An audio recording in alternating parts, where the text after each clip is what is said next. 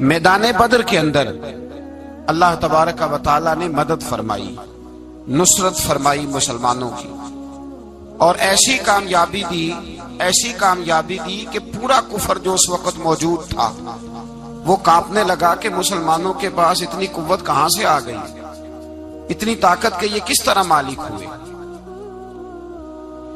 بغور سمجھیے گا بات کو، ذرا تھوڑا سا پس منظر سمجھ لیں۔ 15 سال تک اعلان نبوت کے بعد نبی پاک صلی اللہ علیہ وسلم نے کسی جنگ کی، کسی لڑائی کی اجازت نہیں دی، کسی قسم کی منع فرمایا، بلکہ فرمایا لکم دینکم ولی دین، تمہارا اپنا دین ہے، ہمارا اپنا دین ہے، منع کر دیا گیا۔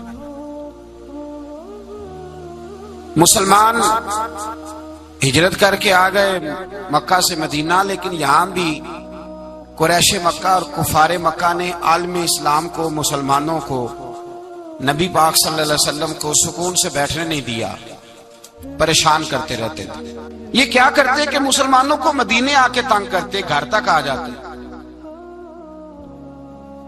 مکے کے قریش مدینے کے قریب آ کے مسلمانوں کو لوٹ کے لے جاتے۔ کئی دفعہ ایسا ہوا کہ انہوں نے آ کر کے یہاں سے بکریاں، اونٹ اور کئی اور چیزیں چوری کر کے لے گئے۔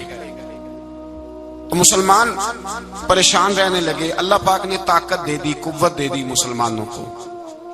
حضرت عمر فاروق جیسے لوگ کلمہ پڑھ گئے، حضرت امیر حمزہ جیسے لوگ آ گئے، حضرت ابو عبیدہ بن جراح جیسے لوگ آ گئے، حضرت سیدنا سعد بن ابی وقاص جیسے دلیر اللہ نے عالم اسلام کو عطا فرمائے۔ قوت آ گئی۔ حربی دل مومنین علی القتال، محبوب اختیار کرے مومنوں کو لڑائی کے لیے۔ یہ بات قابل غور ہے۔ حضور نے فرمایا بھی 1000 کا لشکر اسلحے سے لیس ہو کے آ رہا ہے، تم 313 ہو، تمہارا ارادہ کیا ہے؟ نہ تمہارے پاس زرہیں ہیں، نہ تلواریں ہیں، نہ تمہارے پاس نیزہ ہے، نہ تیر ہے، کیا کرنا ہے؟ صحابہ کرام علیہم رضوان فرماتے ہیں جب نبی پاک صلی اللہ تعالی علیہ وسلم نے مشورہ لیا نا، تو سب سے پہلے جو شخصیت اٹھی وہ حضرت ابوبکر صدیق کی ذات تھی۔ جناب صدیق اکبر اٹھے، عرض کرنے لگے محبوبہ بات ہی کوئی نہیں، آپ حکم کریں، ہم تو بڑی دیر سے تیار بیٹھے۔ حضرت عمر کہنے لگے حضور میں تو تھک گیا ہوں انتظار کر کر کے۔ اور شیر خدا مولا کائنات علی المرتضیٰ رضی اللہ تعالیٰ عنہ کہنے لگے محبوبہ زنگ لگ گیا میری تلوار کو، زنگ لگ گیا، کوئی موقع ملے دیواریں ہلتی رہتی ہیں اور در کانپ جاتا ہے، علی کا نام سن کے اب بھی خیبر کانپ جاتا ہے۔ فرمایا حضور زنگ لگ گیا، مہربانی کریں، جلدی کریں، ہم تو تیار بیٹھے۔ حضور نے پھر توجہ کی، نبی پاک صلی اللہ تعالی علیہ وسلم نے پھر توجہ کی۔ تو یہ تو سارے وہ بول رہے ہیں جو میرے ساتھ مکے سے آئے ہوئے ہیں، مدینے والے بھی تو بولے نا۔ تو مدینے والوں میں سے حضرت مقداد اٹھے، حضرت مقداد رضی اللہ تعالیٰ عنہ، اور اٹھ کے عرض کرنے لگے یا رسول اللہ آپ کا اشارہ ہماری جانب ہے؟ حضور نے فرمایا ہاں تمہاری جانب ہے۔ تو کیا خوبصورت جواب ہے، اور کیا انداز تکلم ہے، اور کیا گفتگو بے حسن ہے، اور کیا پس منظر ہے، اور کیا دلیل ہے، اور کیا تاریخ کا مطالعہ ہے۔ حضرت مقداد کہنے لگے یا رسول اللہ ہم کوئی حضرت موسیٰ علیہ السلام کی قوم نہیں کہ آپ سے کہیں گے آپ لڑے یا آپ کا خدا لڑے۔ یا رسول اللہ ہم خشکیوں میں بھی لڑیں گے، دریاؤں میں بھی لڑیں گے۔ ہم خشکیوں، دشت تو دشت ہیں، صحرا بھی نہ چھوڑے ہم نے، اور بحر ظلمات میں دوڑا دیے گھوڑے ہم نے۔ کہا حضور ہم وہ نہیں ہیں کہ جو آپ سے کہیں گے آپ لڑیں اور آپ کا خدا لڑے، ہم تو تیار ہیں، آپ جلدی کریں۔ پھر حضرت سعد اٹھے، سعد بن عبادہ رضی اللہ تعالی عنہ اٹھے اور کیا خوبصورت عرض کیا، کہا یا رسول اللہ کس سے لڑنا ہے؟ حضور بولیے ذرا یا رسول اللہ۔ حضور نے فرمایا قریش مکہ سے۔ تو صحابی کا وجد دیکھیے گا، انداز دیکھیے گا، کہنے لگے حضور سنا ہے جن نظر نہیں آتے، دیو نظر نہیں آتے، سنا ہے دکھائی نہیں دیتے، محبوبہ آپ حکم کرے میں تو جنوں سے بھی لڑنے کے لیے تیار ہوں، میں تو ان دیکھی جگہوں پہ تلواریں چلا جاؤں گا، نبی کا حکم ہو تو کود جائیں ہم سمندر میں، جہاں کو محو کر دے نعرہ اللہ اکبر میں۔ یا رسول اللہ حکم کریں کس سے لڑنا ہے؟ میرے نبی پاک خوش ہو گئے، हुजूर खुश हुए, चेहरे पे मुस्कुराहट दौड़ी। फरमाया तुम पर कोई गलबा पा ही नहीं सकता। फरमाया चलो अब उठो चलें, ना तलवारें हैं ना घोड़े हैं, ना कोई शय है, ना पास असला है, ना कोई बाजार ताकत है। हुजूर उठे तो एक नन्हा मुजाहिद हजरत साद बिन अबी वकास के छोटे भाई उमैर बिन अबी वकास, कद छोटा। हुजूर ने फरमाया साद चले उमैर रह जाए, साद चले और उमैर ये छोटे। हजरत साद कहते मेरी उम्र अभी उस वक्त थोड़ी थी, मैं 16-17 साल का जवान था, तो भाई उससे भी छोटे थे। फरमाया तू रह जा। अल्लाह अकबर। तो कहते हैं देखो उम्र देखो और मनाने का अंदाज क्या है। जा रहे हैं जिहाद के लिए, तो बच्चा रो नहीं पड़ता घर में। हजरत उमैर रोने लगे, कहने लगे नहीं नहीं मैंने भी जाना है। रोना कहाँ जाना है भाई? कोई खेलने जा रहे हैं, कोई खेलने जा रहे हैं, सैर को जा रहे हैं, कोई जो है वो किसी तफरीह के लिए निकल रहे हैं। नहीं मैंने भी जाना है। हुजूर ने फरमाया बेटे तलवारों की छाओं में जा रहे हैं, वहां गर्जदार आवाजें होंगी, वहां सीने कटेंगे, गर्दनों पे ज़रब लगेगी। हजरत उमैर बिन अबी वकास ने ना अपनी एड़ियां उठा ली, पंजों के बल खड़े हो गए, कहने लगे सोनिया मैं गर्दन कटाने को तैयार हूं। तो हुजूर ने फरमाया तेरा बड़ा भाई चला जो है। हजरत उमैर कहने लगे हुजूर कद में बड़ा है, ताकत में नहीं बड़ा। कद में बड़ा है, ताकत में। कहा ये कद में बड़ा है, जिसामत में बड़ा है, ताकत में नहीं बड़ा। हुजूर ने फरमाया कैसे पता चलेगा? कहा हुजूर कुश्ती करा लें, कुश्ती करा ले। चश्मे फलक ने अजीब नजारे देखे, महबूबा कुश्ती करा ले। हुजूर ने फरमाया करो कुश्ती, करा लेते हैं, करो कुश्ती। कुश्ती शुरू हुई, सुभान अल्लाह कैसी अजीब और मुनफरद कुश्ती है। हजरत साद बिन अबी वकास रदी अल्लाह तआला अन्हु कहते हैं मेरा भाई पहलवान कुश्ती से पहले गले मिलते हैं ना, तो कहते हैं गले मिलने आए तो हजरत उमैर मेरे कान में कहने लगे तेरा तो नंबर लग ही गया है, और महबूब जिसे कबूल कर ले फिर उसे दरगुजर उसे रद्द नहीं करते, तेरा तो लग गया है। तो यार चल थोड़ी देर के लिए गिर जा भाई, जो हुआ चल थोड़ी देर के लिए गिर जा, मैं भी सिलेक्ट हो जाऊंगा, तेरा क्या बिगड़ेगा। कुर्बान जाए। इमाम जुरकानी कहते हैं नबी पाक की आंखों में आंसू आ गए। हुजूर ने बात सुनी तो रो पड़े। फरमाया हम पर भी कोई गलबा पा सकता है? जिस कौम के 14-14 साल के बच्चे लड़ने को तैयार हों उन्हें कोई गिरा सकता है? तू फिजाए बदर पैदा कर, फरिश्ते तेरी नुसरत को उतर सकते हैं गर्दों से कितार अंदर कितार। अब भी थोड़ी देर के लिए भाई आपस में लड़े, गुत्थम गुत्था हुए, फिर बड़ा गिर गया, छोटा पुश्त सीने पे सवार हो गया। मेरे रसूल पाक ने फरमाया चलो भाई तुम्हारा दोनों का जाना ही मकबूल हो गया है, चलो। ये अंदाज था। निहत्ते 313 बशर शौके शहादत में। निहत्ते उसको कहते हैं जिसके पास असला ना हो। निहत्ते 313 बशर शौके शहादत में निकल आए थे मैदान में मोहम्मद की कयादत में। न तेगो तीर पे तकिया, न खंजर पर न भाले पर, भरोसा है तो एक सादी सी काली कमली वाले पर।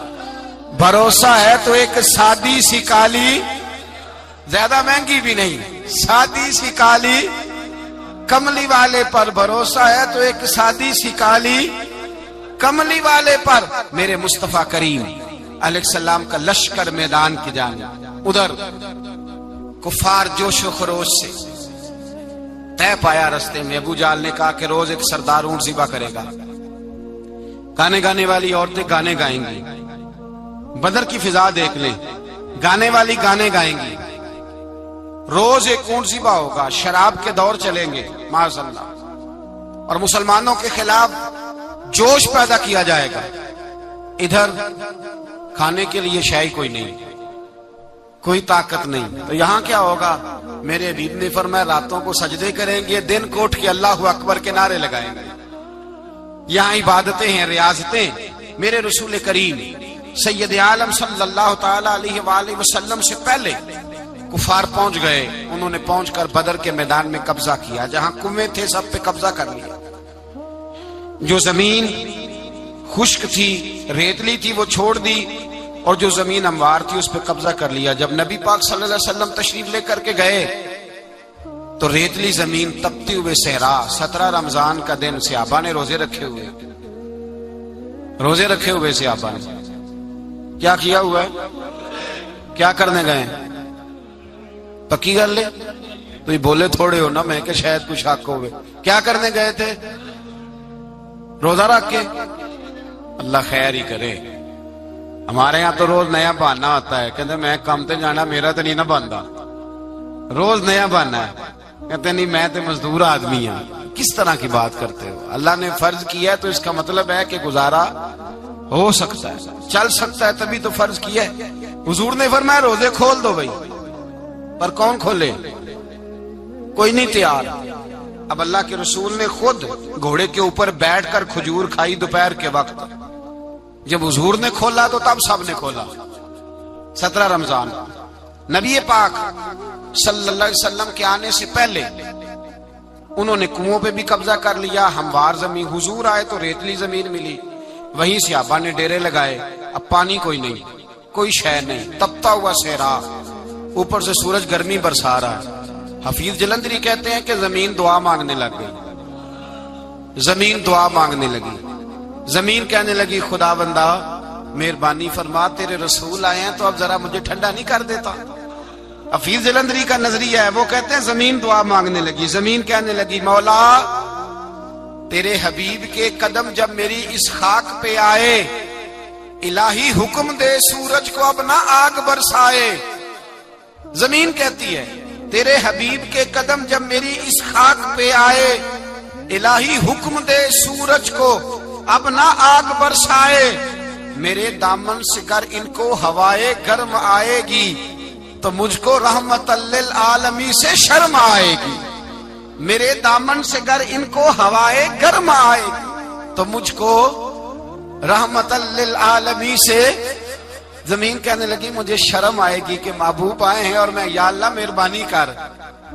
حفیظ جلندری ویسے تو حضور کی دعا، صحابہ کی دعا سب کی بات ہے. وہ کہتے ہیں زمین نے دعا مانگی، جب دعا مانگی تو اللہ نے بارش عطا کر دی.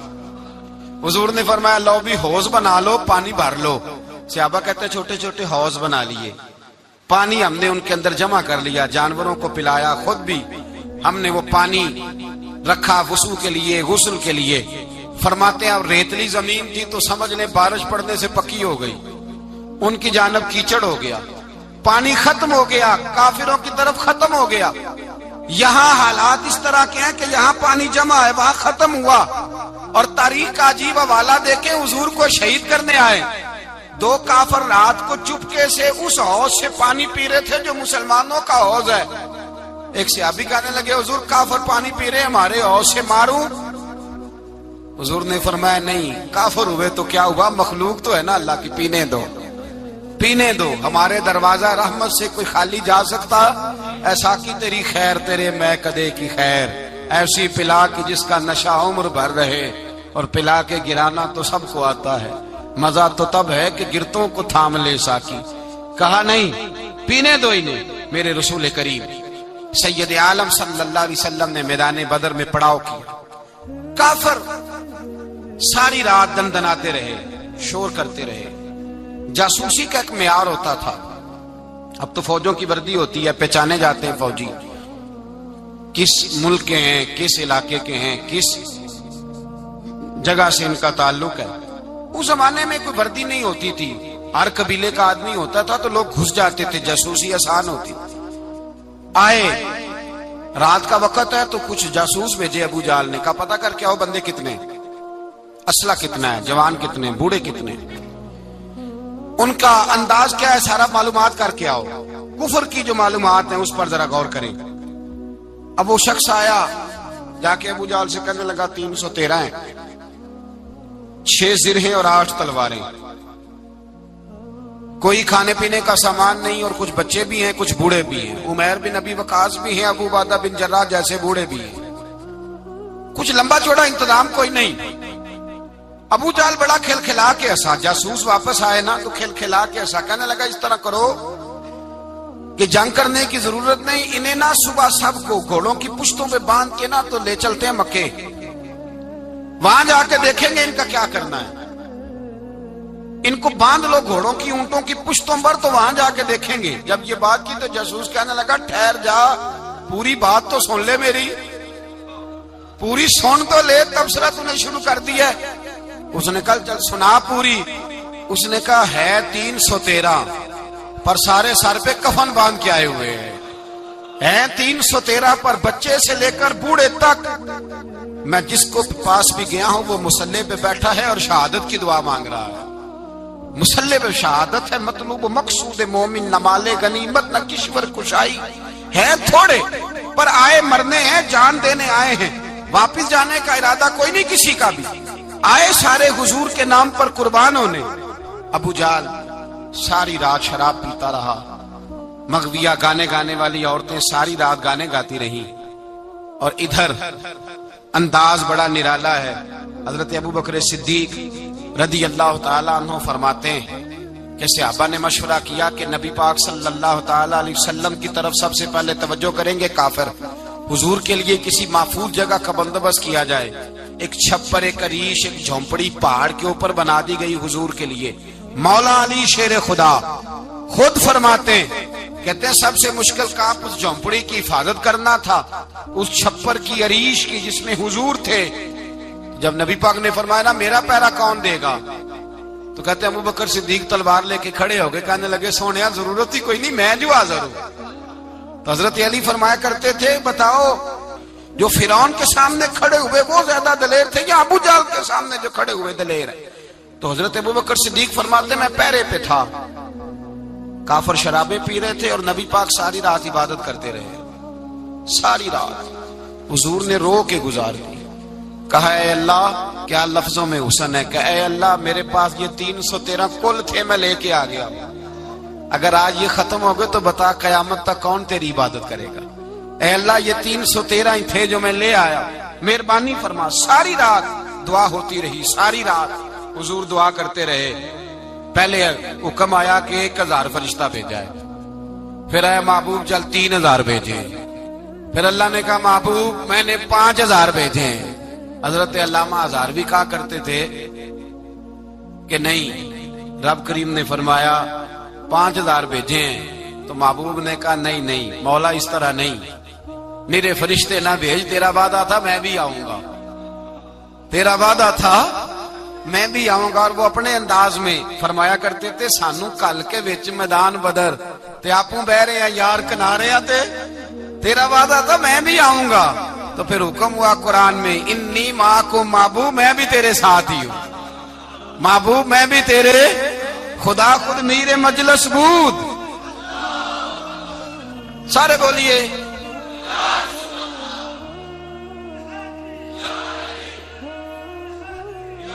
بھئی. آج تو دن ہے نا نعرے لگانے کا, یوم البدر منا رہے ہیں, تو آج تو ٹھنڈا ٹھنڈا نعرہ نہ لگائیں. میں نے اپیل کی تھی کہ نعرہ تحقیق بھی لگایا کریں.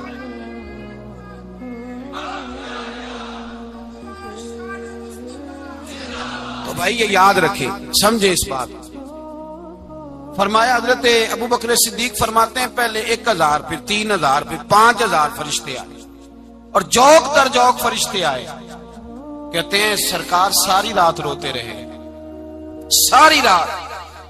تیرے صرف اسلحے سے ہی اللہ کی مدد نہیں آئے گی, تو نے ایٹم بم بنا لیا اور توفیق عید کی نماز کی بھی نہیں, اس سے تھوڑی مدد آئے گی. میرے مصطفیٰ کریم سید عالم صلی اللہ علیہ وسلم نے فرمایا امت کو درس دیا, اسلحہ بھی جمع کرنا, طاقت بھی اکٹھی کرنا, صفیں بھی بنانا, اپنے اندر اتحاد بھی پیدا کرنا. لیکن اگر تم نے کفر پر غلبہ حاصل کرنا ہے تو اس کے لیے خدائی مدد کی ضرورت ہوگی. اگر تم سے اللہ کی مدد روٹ گئی تو پھر جتنے مرضی اسلحے جمع کرتے پھرو, جتنی مرضی طاقتیں اکٹھی کرتے پھرو, پھر جس قدر مرضی تم ایٹم بم بناتے پھرو, جب خدائی مدد ہی تمہارے ساتھ نہیں تو کیسے نظام چلے. تو حضرت ابو بکر صدیق فرماتے ساری رات, حتیٰ کہ میں بے چین ہو گیا. حضور سجدے میں تھے تو میں حضور کے اوپر لیٹ گیا. میں نے کہا محبوب بس کریں, اٹھ کے دیکھے تو صحیح میرے اللہ نے کتنی مدد نازل فرما دی ہے. صبح رسول پاک تشریف لائے, صحیح مسلم, ابو داؤد, کتابوں کے نام یاد رہیں گے. حضرت انس بن مالک حدیث کے راوی ہیں, کہتے ہیں حضور اٹھے اور ایک دن پہلے چھڑی لے کے میدان میں آئے, ایک دن پہلے اٹھے. دیکھو میرے محبوب کے علم کی شان. میرے اعلیٰ حضرت فرماتے ہیں اور کوئی غیب تم سے نہا ہو بھلا جب خدا ہی نہ چھپا رہا. اور کوئی غیب تم سے نہا ہو بھلا جب خدا ہی نہ چھپا رہا. تم پر کروڑوں درود. اور ہمارے ایک شیخ تھے علامہ تحسین رضا صاحب رحمۃ اللہ علیہ, ان کا بڑا خوبصورت شعر ہے. وہ فرمایا کرتے تھے علم غیب رسول کے منکر اس حقیقت کو بھول جاتے ہیں. غیب مانا کہ راز ہے لیکن راز اپنوں سے کب چھپاتے ہیں. راز مانا, غیب مانا کہ راز ہے لیکن راز اپنوں سے کب چھپاتے ہیں. ایک دن پہلے حضور میدان میں آئے, صحیح مسلم کی حدیث ہے, اور محبوب پاک صلی اللہ علیہ وسلم کی دست مبارک میں چھڑی ہے. حضرت انس کہتے ہیں حضور میدان میں آئے اور حضور نے لکیر کھینچی. فرمایا کل یہاں ابو جال مرے گا. کب مرے گا؟ یہاں مرے گا.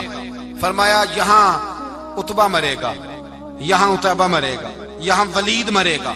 حضرت انس فرماتے ہیں میری لکیروں پہ نظر تھی, لوگ جنگ لڑتے رہے, میں لکیریں دیکھتا رہا. اللہ کی عزت کی قسم جہاں حضور نے چھڑی رکھی تھی جو مرا وہیں آ کے مرا ہے. جو مرا ہے وہیں آ کے. جو دن کو کہہ دیا دن ہے تو دن نکل آیا. جو شب کو کہہ دیا شب ہے تو رات ہو کے رہی. خدا نے ان کی زبان کو وہ اختیار دیا, جو نکلی منہ سے ان کے وہ بات ہو کے رہی.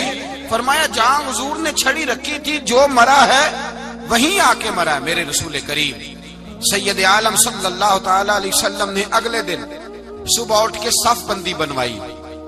حضور نے اپنے ہاتھ کے اندر چھڑی لے لی. فرمایا چلو ابھی صفے سیدھی کرو.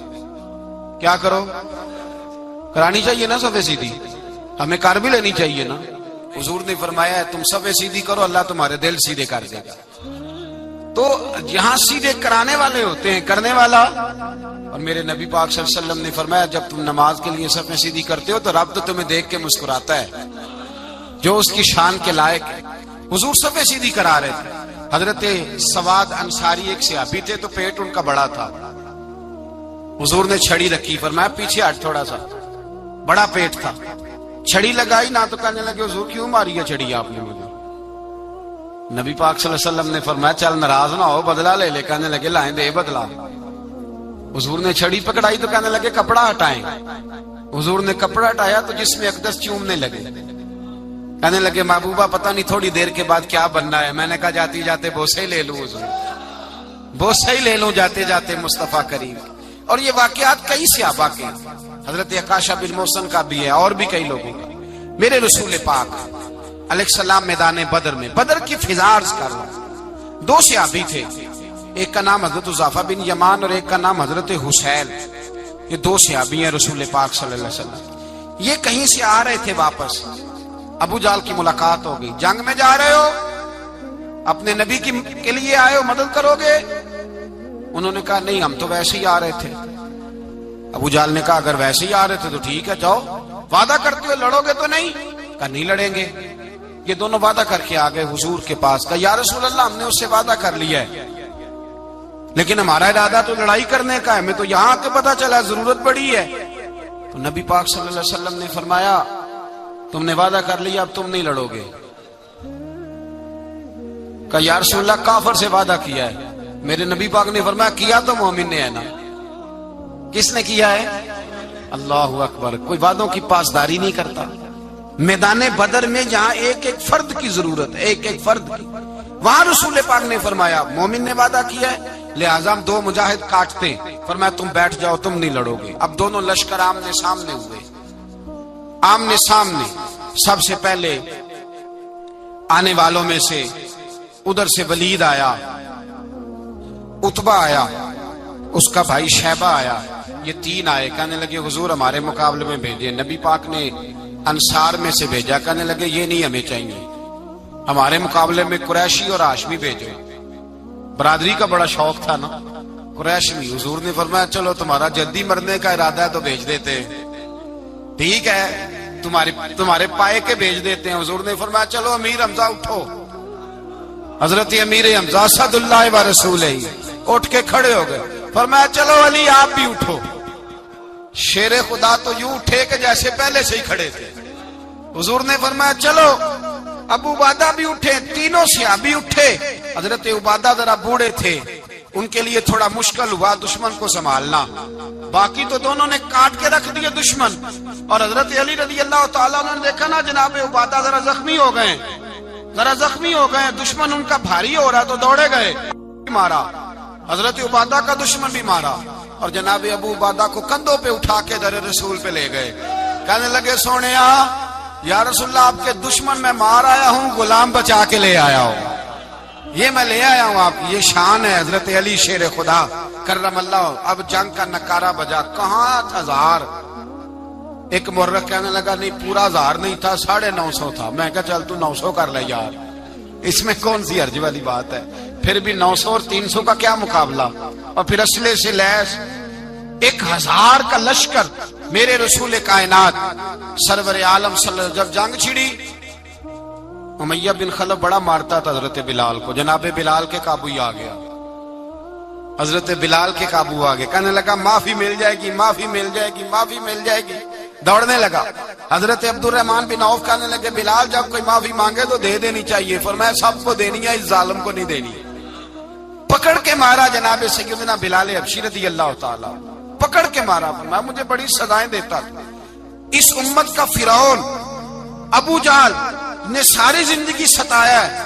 2 چھوٹے چھوٹے بچے معوذ اور معاذ، اور ان کی عمریں 17 سال سے کم بتائی جاتی ہیں، اور حسین لفظ ہیں. حضرت عبد الرحمن بن عوف کہتے ہیں دونوں میرے پاس آئے، اور ایک روایت میں یوں بھی انداز ہے، کہتے ہیں ایک بھائی کا قد چھوٹا تھا، تلوار اونچی تھی اس سے، اور آئے، اور یہ لفظ ہیں تاریخ میں محفوظ. آئے آ کے کہنے لگے عبد الرحمن سے چچا ابو جہل کدھر ہے؟ تو میں نے کہا تم نے کیا کرنا ہے؟ ان کا جواب پتہ کیا ہے؟ یہ نہیں کہا کہ دین کا دشمن ہے، یہ نہیں کہا بڑا ظالم ہے اس لیے مارنا ہے. کہا تم کیا کرو گے؟ تو جواب وہ شاہ نامہ اسلام نے اپنے لفظوں میں بیان کیا. کہنے لگے مریں گے. زیادہ یہی ہے نا کہ ہم کمزور ہے. پوچھنے کا سٹائل یہ تھا کہ تم بچے ہو، تم نے کیا کرنا ہے؟ تو پتہ ان کا جواب کیا ہے؟ حفیظ جلندری کہتے ہیں وہ کہنے لگے مریں گے یا ماریں گے ناری کو. سنا ہے گالیاں دیتا ہے وہ محبوب باری کو صلی اللہ علیہ وسلم. کہنے لگے ہمارے نبی کو معاذ اللہ برا کہتا ہے، چھوڑیں گے نہیں، جانا ضرور ہے. اگر اسے مار نہ سکے تو مار کے تو آ جائیں گے نا، جانا ضرور ہے. تو کہتے ہیں ہم نے اشارہ کیا، میں نے کہا وہ گھوڑے پہ جا رہا ہے وہ دیکھو. کہتے ہیں بس چھلانگے لگاتے دوڑے، بھاگے گئے. ایک نے اچھل کے تلوار ماری، دوسرے نے بھی گرایا، تیسرے نے بھی زخمی کیا. ابو جہل نے تلوار ماری تو ایک بھائی کا بازو کٹ گیا تو ہلکا سا گوشت لٹک رہا تھا، اس نے پیر رکھ کے گوشت بھی جدا کر دیا اور کاٹا ابو جہل. جب نیچے گرا اب عبداللہ ابن مسعود آئے، دیکھا کچھ جان باقی ہے، رسی جل گئی، بال نہیں گئے. حضرت عبداللہ ابن مسعود جب گلا کاٹنے لگے تو کہنے لگا ذرا نا گردن نیچے سے رکھ کے کاٹنا، گردن ذرا نیچے رکھ کے کاٹنا. فرمایا کیوں؟ کہنے لگا ذرا سردار ہوں، گردنوں میں پڑی گردن میری اونچی نظر آنی چاہیے. رسی جل گئی پر بال. کہنے لگا ایسا نہ ہو غلاموں میں پڑی ہو تو چودھری کی گردن لہدا ہی نہ نظر آئے، ذرا نیچے سے رکھ کے کاٹنا. حضرت عبداللہ ابن مسعود رضی اللہ تعالیٰ انہوں نے گردن کو کاٹ ڈالا. میرے بھائی اب جنگ ختم ہونے لگی آہستہ آہستہ. دونوں بچے اپنی تلواریں لے کے در رسول پہ آئے. ایک کہنے لگا میں نے مارا ہے، دوسرا کہنے لگا حضور میں نے مارا ہے. حضور نے فرمایا تلواریں دکھاؤ، خون کس کو لگا ہے؟ جب خون دیکھا تو دونوں کو ایک جتنا لگا تھا. میرے حبیب مسکرائے، فرمایا تم دونوں نے مارا ہے، تم دونوں نے مارا ہے. میرے رسول پاک سید عالم صلی اللہ تعالی علیہ وسلم نے دیکھا امیہ بھی مر گیا. ابو البختری، اتبا، اتیبہ، شیبہ، امیہ بن خلف بڑے بڑے دشمن مر گئے. 70 کے قریب قتل ہوئے، 70 کے قریب گرفتار ہوئے، باقی بھاگ گئے. 14 صحابہ صرف شہید ہوئے.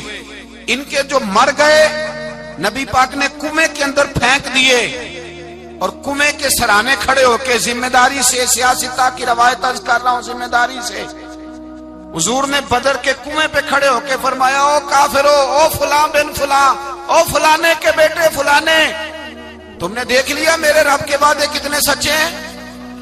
حضرت عمر کہنے لگے حضور مردوں سے آپ باتیں کر رہے ہیں؟ تو نبی پاک نے فرمایا عمر جتنا تم سن رہے ہو اتنا یہ بھی سن رہے ہیں. 70 کے قریب قتل ہوئے، 14 صحابہ صرف شہید ہوئے، اگر کافر سن سکتے ہیں تو داتا علی اجمیری نہیں سن سکتے؟ اگر کافر سن سکتے ہیں تو معین الدین اجمیری نہیں سن سکتے؟ کہاں بیٹھ کے تو عقیدہ پڑھتا رہا ہے؟ اگر مشرکوں بے ایمانوں کا آواز آتی ہے تو کیا حضرت ابو ہریرہ اپنی قبر میں نہیں سنتے؟ غوث اعظم جیلانی نہیں سنتے؟ میرے اعلیٰ حضرت کا عقیدہ ہے، وہ فرماتے ہیں واللہ وہ سن لیں گے اور فریاد کو پہنچیں گے ہم۔ اتنا تو ہو کوئی فریاد کرے دل سے، اتنا تو ہو کوئی فریاد کرے دل سے۔ اور اگر کافر اور بے ایمان کنویں میں گرا سن سکتا ہے تو کیا آمنہ کا لال اپنے مزار میں نہیں سن سکتے؟ کہاں سے لوگ عقیدہ لے آتے ہیں؟ میرے نبی پاک نے فرمایا سنتے ہیں۔ سلام دیتے ہو جب قبرستان جاتے ہو؟ کیا کہتے ہو؟ سلام کس کو کہا جاتا ہے؟ اس کو کہا جاتا ہے جو وعلیکم السلام کہے، اس کو کہا جاتا ہے جو وعلیکم السلام کہے۔ او بھائی سنو، میرے رسول پاک سید عالم صلی اللہ تعالی علیہ وآلہ وسلم نے کہا دیکھا تم نے میرے رب کا وعدہ کتنا سچا ہے؟ یہ کہہ کے میرے رسول پاک آئے، ایک آدمی کو پہلے بھیجا، فرمایا جاؤ جا کے خوشخبری دے دو، اللہ نے فتح دے دی ہے، خوشخبری دو۔ پھر حضور آئے، ان گرفتار ہونے والوں میں حضور کے اپنے داماد ابو العاص بھی ہیں، حضور کے چچا جناب عباس بھی ہیں، وہ بھی ہیں، اور بھی کئی لوگ ہیں گرفتار ہونے والے آئے۔ حضرت انس کہتے ہیں آدھی رات کا وقت تھا، جب ان کو لایا گیا نا گرفتار کرنے والوں کو مدینے، تو صحابہ کو غصہ ہی بڑا تھا، کس کس کے رسیاں باندھ دی۔ حضرت بلال کی ڈیوٹی تو ذرا زور زور سے باندھتے تھے، زور زور سے، ذرا تگڑی کر کے، بڑا ستایا تم لوگوں نے، زور زور سے۔ کہتے ہیں آدھی رات کا وقت ہوا، میں مسجد میں آیا تو حضور کو بے چینی سے ٹہلتے دیکھا مسجد میں، تو میں نے کہا حضور کیا ہوا؟ یہ سونے کا وقت تھا، آپ کے آرام کا، تھکے ہارے آئے تھے۔ تو حضور نے فرمایا تم نے رسیاں زور سے باندھ دی ہیں، وہ ہائے ہائے کرتے ہیں، مجھے نیند نہیں آتی۔ نیند حضور وہ دشمن ہے، وہ آپ کا دشمن ہے۔ فرمایا وہ میرے دشمن ہے پر میں تو رحمت للعالمین ہوں، ذرا ڈھیلی کر دو، سو جائیں تو میں بھی سو جاؤں۔ سویرے حضور نے صحابہ کو بلایا، فرمایا ان کا کرنا کیا ہے؟ حضرت عمر کا مشورہ سنو۔ حضرت عمر کہنے لگے حضور جو میرے رشتہ دار ہیں میرے حوالے کرے، پہلے میں ان کی گردنیں کاٹوں، جو ابو بکر کے ہیں اس کو ان کی گردنیں کاٹے، جو عثمان کے ہیں علی کے ہیں ان کو دو، سب کو کاٹیں، اپنے اپنے رشتہ داروں کو۔ میرا جو ہے میں اپنے ہاتھوں سے اسے ذبح کروں گا، میرے نبی کی دشمنی کرتا ہے۔ حضور نے فرمایا عمر تیرا فیصلہ ذرا تگڑا ہے، تھوڑا نرم چاہیے۔ حضرت ابو بکر صدیق کو بلایا، فرمایا تیرا کیا ارادہ ہے؟ ابو بکر کہنے لگے حضور کچھ فدیہ لے لیں، ان پہ رحم کریں، مجھے لگتا ہے بہت سارے کلمے پڑ جائیں گے، کچھ مہربانی کریں، ان پہ شفقت کریں۔ حضور نے فدیہ تعین کر دیا، فرمایا اتنے اتنے پیسے دو، جاتے جاؤ۔ کچھ نے کہا ہم غریب ہیں، فرمایا تم مسلمانوں کے 10 بچوں کو حساب کتاب سکھا دو، تمہیں چھٹی۔ کچھ نے کہا جی ہمیں یہ بھی نہیں آتا، فرمایا تم ویسے ہی آزاد ہو جاؤ۔ بہت ساروں پہ مہربانی کی۔ حضرت عباس کھڑے ہوئے حضور کے سامنے، چچا، تو نبی پاک نے فرمایا چاچا وہ لاؤ فدیہ۔ کہنے لگے بھتیجے میرے پاس تو کچھ بھی نہیں، کوئی شے نہیں۔ تو حضور نے فرمایا چاچا وہ جس دن تم آ رہے تھے کمرے کا دروازہ اندر سے بند کر کے اتنی بڑی سونے کی اینٹ میری چاچی کو دی تھی، کہا اگر میں بچ کے آ گیا تو ٹھیک ہے، نہ آیا تو تمہارے لیے کافی ہوگی، وہ کدھر ہے؟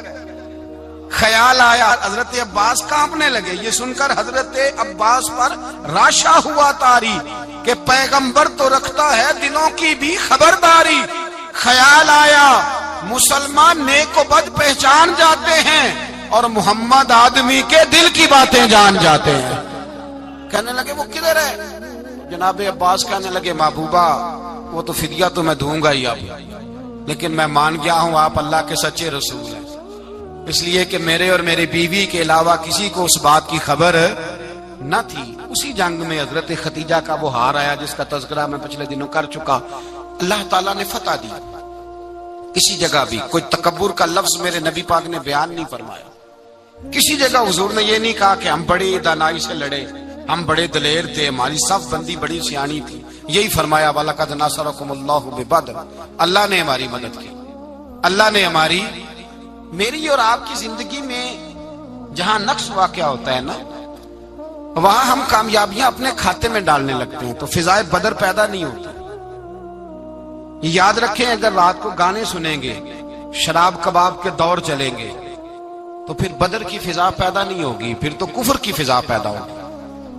اور اگر رات کو مسلح آباد رہیں گے، میں نے کچھ دن پہلے کہا تھا جمعے میں، صلاح الدین ایوبی جب جنگ لڑ رہے تھے تو ایک بحری بیڑا آ رہا تھا دشمنوں کا، اسلحہ لے کے، مسلمانوں کے پاس اسلحہ پہلے کم تھا، تو ایک بحری جہاز اور اسلحہ لے کے آ رہا تھا عیسائیوں کا۔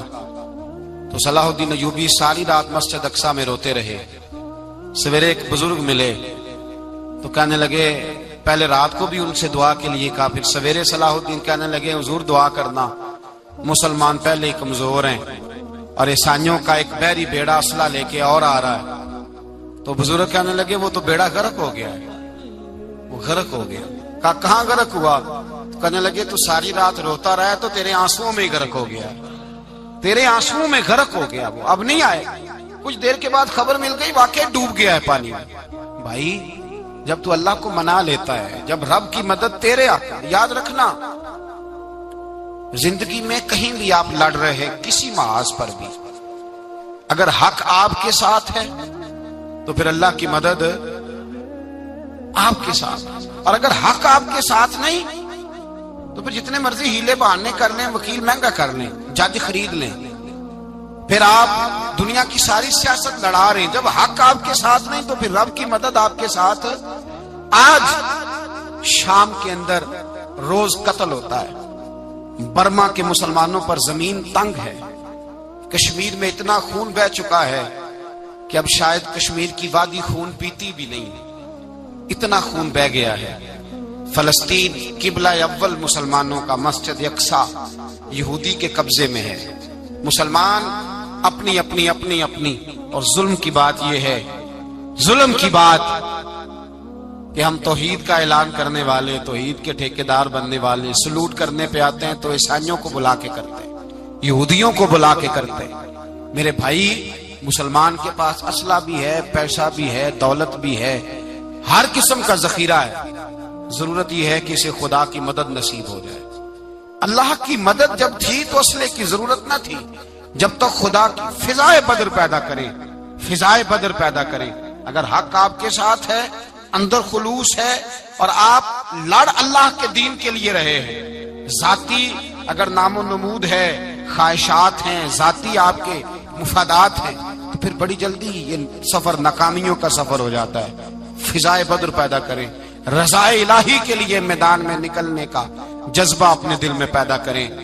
بدر کے 14 صحابہ جو شہید ہوئے، وہ 14 صحابہ کو ہم سلام عقیدت پیش کرتے ہیں۔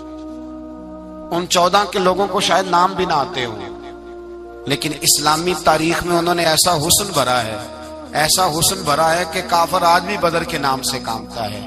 نام نہ بنائیں دین کے معاملے میں، کام کریں، جو کام کرتا ہے اللہ اس کا نام بنا دیتا ہے۔ کام کریں، اور کبھی بھی دین کی نصرت کے لیے جب نکلیں اپنے آپ کو آگے نہ کریں، دین کو آگے رکھیں۔ بدر والوں نے دین آگے رکھا تھا۔